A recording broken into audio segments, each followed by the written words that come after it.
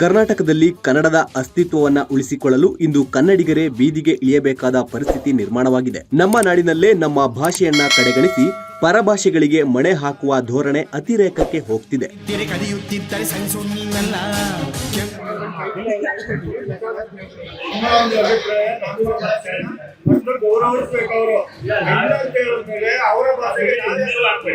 ನಿನ್ನೆ LIC ಸಂಸ್ಥೆ ಆಯೋಜಿಸಿದ್ದ ಕಾರ್ಯಕ್ರಮವೊಂದರಲ್ಲಿ ಕನ್ನಡವನ್ನ ಸಂಪೂರ್ಣವಾಗಿ ಕಡೆಗಣಿಸಿ ತಮಿಳು, ಮಲಯಾಳಂ ಹಾಗೂ ಇಂಗ್ಲಿಷ್ ಭಾಷೆಗಳಲ್ಲಿ ಮಾತ್ರ ಕಾರ್ಯಕ್ರಮ ನಡೆಸಲಾಗ್ತಿತ್ತು.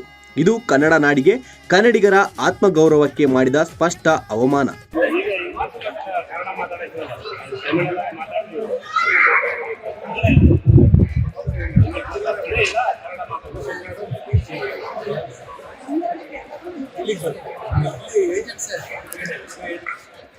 ಈ ಅನ್ಯಾಯವನ್ನ ಕಂಡ ಕರ್ನಾಟಕ ರಕ್ಷಣಾ ವೇದಿಕೆ ಕಾರ್ಯಕರ್ತರು ತಕ್ಷಣ ಸ್ಥಳಕ್ಕೆ ತೆರಳಿ ಮುತ್ತಿಗೆ ಹಾಕಿ ಸಂಬಂಧಪಟ್ಟ ಅಧಿಕಾರಿಗಳಿಗೆ ಖಡಕ್ ಆಗಿ ತಿಳಿ ಹೇಳಿದ್ರು. ಕರ್ನಾಟಕದ ನೆಲದಲ್ಲಿ ನಡೆಯುವ ಯಾವುದೇ ಕಾರ್ಯಕ್ರಮದಲ್ಲೂ ಕನ್ನಡಕ್ಕೆ ಮೊದಲ ಸ್ಥಾನ ಕಡ್ಡಾಯ. ಇನ್ಮುಂದೆ ಯಾವುದೇ ಕಾರಣಕ್ಕೂ ಕನ್ನಡವನ್ನ ಬದಿಗೊತ್ತಿ ಇಂತಹ ಕಾರ್ಯಕ್ರಮಗಳನ್ನ ನಡೆಸಬಾರದು ಎಂದು ಸ್ಪಷ್ಟ ಎಚ್ಚರಿಕೆ ನೀಡಲಾಯಿತು.